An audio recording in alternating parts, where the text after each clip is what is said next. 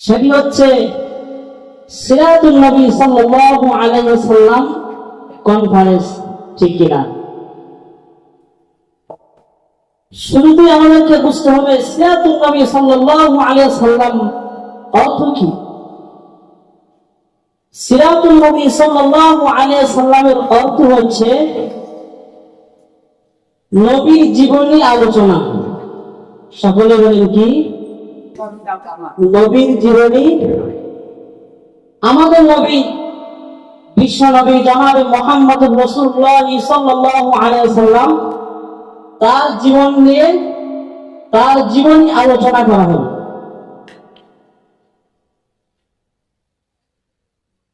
আমরা সকলে জানি এই পৃথিবীতে যত মানুষ, যত নবী কেরাম দুনিয়ার জমিনে আগমন করেছেন, সকল নবীর জন্মের পর থেকে আলোচনা শুরু হয়েছে। পক্ষান্তরে আমাদের নবী বিশ্ব নবী জনাবে মুহাম্মদ রাসূলুল্লাহ সাল্লাল্লাহু আলাইহি ওয়াসাল্লাম, তিনার আলোচনা শুরু হয়েছে আদম নবী তৈরির আগ থেকে। সুবহানাল্লাহ, আরো জোরে বলেন সুবহানাল্লাহ। তাহলে আমাদের নবীর জন্মের আলোচনা কবে থেকে শুরু হয়েছে? আদম নবী তৈরি করার আগ থেকে। আর একবার বলেন সুবহানাল্লাহ। আল্লাহ রব্বুল আলামিন এই পৃথিবীর সমস্ত মানুষগুলোকে, সমস্ত মানুষের রূপ, যাকে আমরা আত্মা বলি, এই আত্মাগুলো একেবারেই সৃষ্টি করেছেন একদিনেই। এইরকমটা নয় যে বাপ পৃথিবীতে আসছে তারটা আগে, এর উপরে দাদা আসছে, দাদার রূপ তার আগে, এরকম না। সকল পৃথিবীর সকল রূপ, সকল আত্মাগুলোকে আল্লাহ রব্বুল আলামিন সৃষ্টি করেছেন একেবারেই। সুবহানাল্লাহ বলেন। সম্মানিত উপস্থিতি, এখানে শুধু ক্ষান্ত নয়, সকল আত্মাগুলোকে আল্লাহ রব্বুল আলামিন সৃষ্টি করার পরে দুইটা মিটিং করেছেন, দুইটা মশওয়ারা করেছেন। সুবহানাল্লাহ বলবেন না? কয়টা মিটিং করেছেন? কয়টা? দুইটা মিটিং, দুইটা মশওয়ারা করেছেন। একটা মশওয়ারা ছিল সমস্ত পয়গম্বরকে দিয়ে, আরেকটা মশওয়ারা ছিল পৃথিবীর সমস্ত মানুষকে। পৃথিবীর সমস্ত মানুষের রূপগুলো আল্লাহ পাক রব্বুল আলামিন একদিন ডাকলেন। ডাকার পরে আল্লাহ পাক রব্বুল আলামিন যেখানে সকল রূপগুলো ছিল, সেখানে আল্লাহ পাক রব্বুল আলামিন তার গুণাবলীর ব্যাপারে আলোচনা করলেন। আলোচনা করার পরে শেষ পর্যন্ত আল্লাহ পাক রব্বুল আলামিন সকল রূপগুলোকে এই কথা বলেছিলেন, তোমরা সকলে বলো, আমি কি তোমার রব নয়? সুবহানাল্লাহ বলেন। কোরআনুল কারীমের মধ্যে আল্লাহ পাক রব্বুল আলামিন বলেন, আলাস্তু বিরাব্বিকুম ক্বালু বালা। আল্লাহু আকবার বলেন। তখন সকল আমাদের রূপগুলো একত্রিত বলে উঠল, হ্যাঁ আপনি আমার প্রভু, আপনি আমাদের সব। সুবহানাল্লাহ।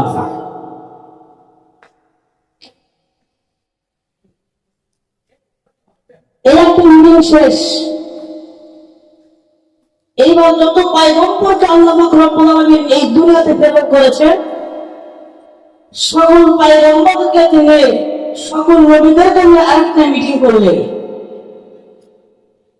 সেই মিটিং এর মধ্যে, সেই মশওয়ারার মধ্যে প্রথমে সমস্ত নবীদের রূপগুলো আল্লাহ পাক রব্বুল আলামিন সাধারণ মানুষ থেকে বাছাই করে একটা গ্যালারির মধ্যে সেট করলেন। সেটা সেটিং করার পরে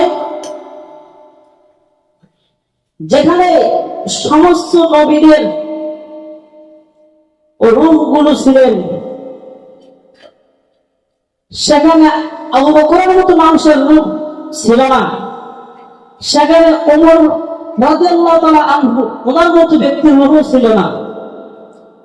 তাহলে যেখানে নবীর সাহাবী আবু বকরের রূপ ছিল না, নবীর সাহাবী ফারুক আযমের রূপ ছিল না, সেখানে সাহাবায়ে কেরামের অনেক বছর পর এসে গোলাম আহমদ কাদিয়ানী যে মিথ্যা নবী দাবি করেছিলেন, তার রূপ কি ছিল? এটা প্রতারণা, ভণ্ড। যারা কাদিয়ানীকে অনুসরণ করে তারা কাফের। কথা বলেন ঠিক কিনা? যখন আল্লাহ পাক রব্বুল আলামিন সমস্ত পয়গম্বর রূপগুলোকে একত্রিত করলেন,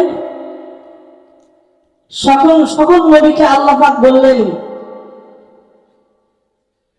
আজকে তোমাদেরকে একটা অঙ্গীকার করতে হবে। কি অঙ্গীকার? আল্লাহ বললেন, আমি শেষ জামানার মধ্যে একজন পয়গম্বরকে পাঠাইব, শেষ জামানার মধ্যে একজন নবীকে পাঠাইব।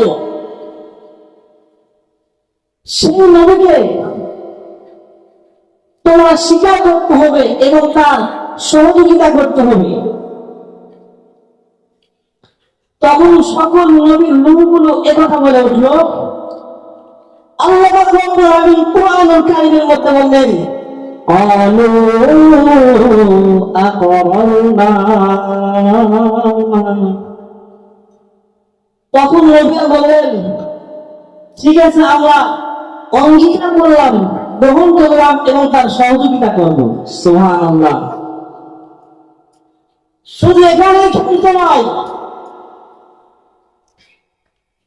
আল্লাহ পাক রব্বুল আলামিন এর পরের অংশ বলতেছেন, ক্বালা ফাশহাদু ওয়া আনা মাআকুম মিনাশ শাহিদিন।